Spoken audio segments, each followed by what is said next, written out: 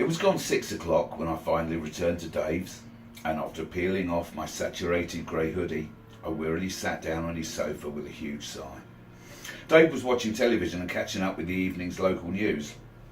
"How did you get on today then?" he inquired while maintaining a watchful eye on the screen. "Did you find her?" Just as I began to talk him through the day's events, or at least some of them, a news article came on which alerted both his attention and mine. A very smartly dressed young lady was reporting from outside a public house in Dartford, which had apparently been the scene of a vicious and nasty incident earlier in the day. The young reporter related her story of how the landlord and two patrons had been viciously assaulted in an unprovoked attack. "I'm joined by Investigating Officer Detective Inspector Burton. What can you tell us about these attacks?" she began, holding her microphone in the direction of the DI. "Our investigations are ongoing at this point," he commenced, "but I can confirm that two victims have been taken to hospital where one is said to be in a serious but stable condition." The young reporter probed for further enlightenment into what had happened. "We understand that the landlord was assaulted and locked in the lavatory, and that two gentlemen were injured when they came to his aid," added DI Burton in a very matter-of-fact manner, without giving too much away. "Can you confirm eyewitness reports that one of the victims has lost an eye in the attack?" questioned the reporter, only to receive a very non-committal response, merely confirming his previous statement that two victims had been taken to hospital. "Have you made any arrests in relation to this crime?" probed the reporter once more. "As I said, our investigations are ongoing," said the detective inspector bluntly. "We have a detailed description of one of the assailants, whom we believe to possibly be of Eastern European origin." The young reporter signed off from the scene, and the cameras returned to the studio, where the programme drifted into an uplifting good news story about an elderly gentleman who had been reunited with his war medals. "Anything to do with you?" Dave asked, peering over his laptop. "What, the war medals?" I replied flippantly. "No, you fucking idiot," Dave quipped sneeringly. "I hope you haven't been upsetting Detective Inspector Burton today." I did my best to assure him that I had not, but Dave raised his eyebrows questioningly. "I wonder if he's related to that prick who used to be our local copper." Now there was an individual who had not crossed my mind for many a year. P.C. Leslie Burton had indeed been our local copper. A stocky fellow with a bushy ginger beard, P.C. Burton had been a nasty bastard who would cruise around our neighbourhood on his police-issue Honda CB200, on the lookout for unsavoury characters like us. P.C. Burton was clearly a policeman who had watched far too many 1970s American cop shows and had a serious complex about being given a girl's name. Rumour had it that Leslie Burton had approached his superiors at Swanley Nick and requested a larger motorcycle, as he was struggling to keep up with some of the local hoodlums who rode more powerful bikes. Rumour also had it that his superiors had declined his request on the basis that they considered him to be as much of a dick as we did.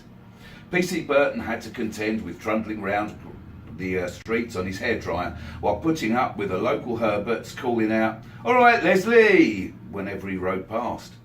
In his bid to garner respect within the local community, he would randomly stop anyone under the age of 20 and make a note of their names and addresses in his legendary notebook. I could remember one occasion when he kept me standing in the pouring rain for 20 minutes while checking my details on his police radio. The fact that he was getting just as wet as me mattered not to P.C. Burton, for here was a man hell-bent on being an arsehole. Dave and I joked about the time that Leslie had been forced to pursue two young lads on foot.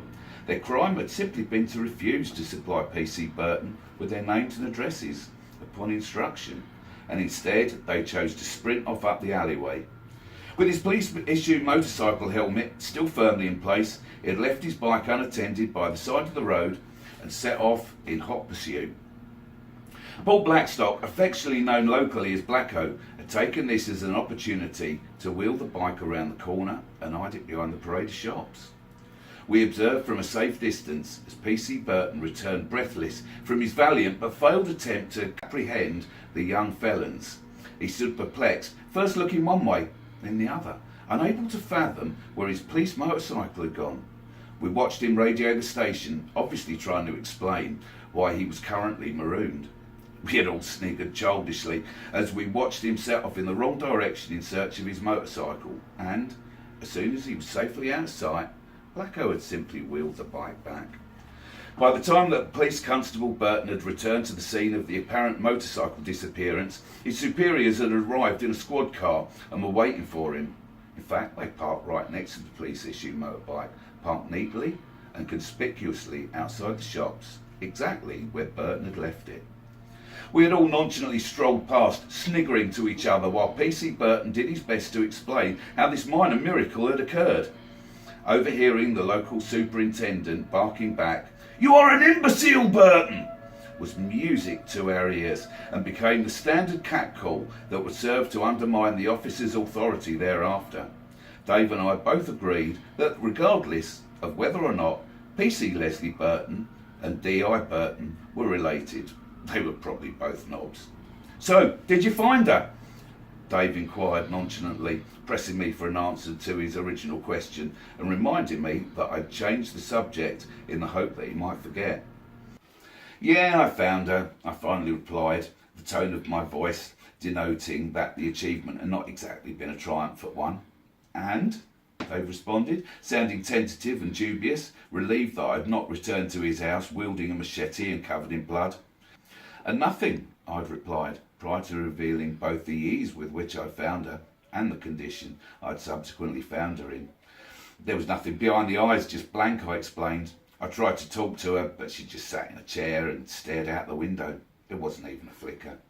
I also told him about the meeting with the young woman, imparting some of her life story, just as she had told it to me. "Talking about your past history," Dave said, changing the subject. "Did you hear about Beth?" "Who, BJ?" I asked frivolously. "Yeah, that's right, she died."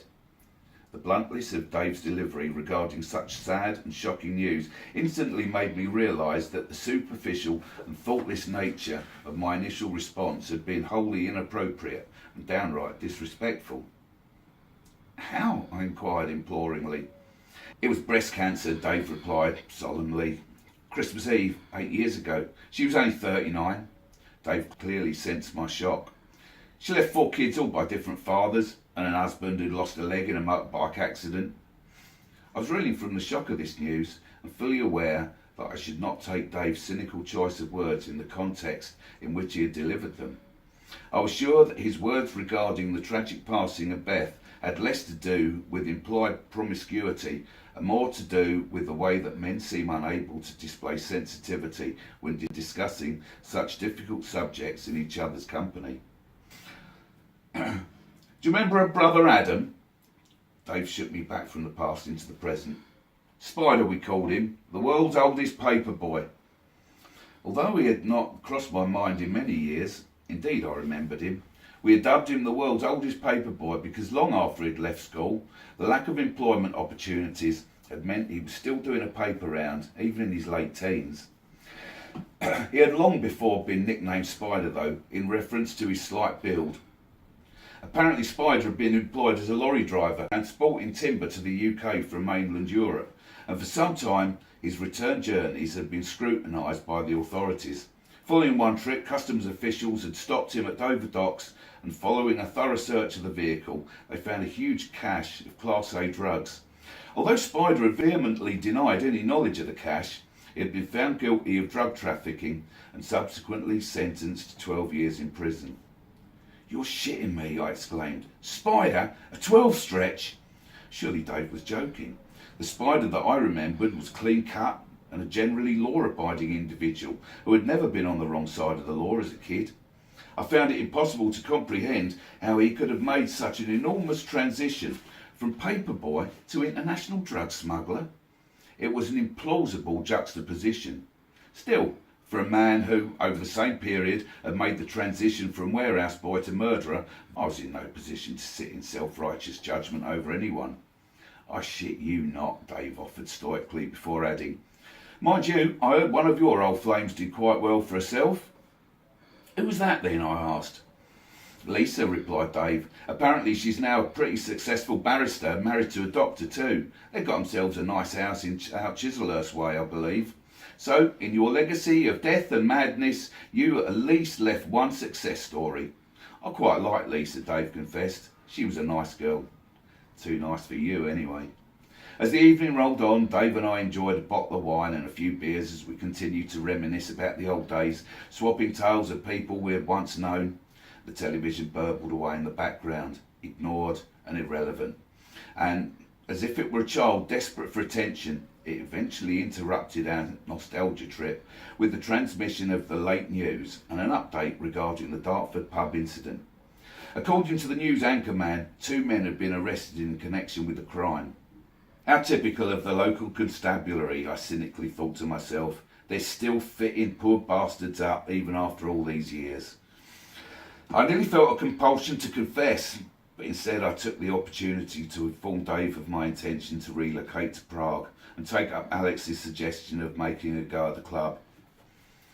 I'm sure you'd like Alex, I told him, almost imploring him to pack his bags and come with me. Dave merely wished me well as I made my preparations for Life version 2, and I was unsure whether he was sorry to see me go or relieved to see me leave. As far as I was concerned, the laughter and camaraderie which we had shared over those last few days had been the highlight of my return to England.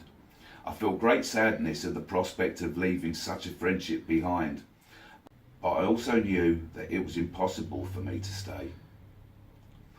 I could only hope that rather than being the end of something, it would prove to be a new start.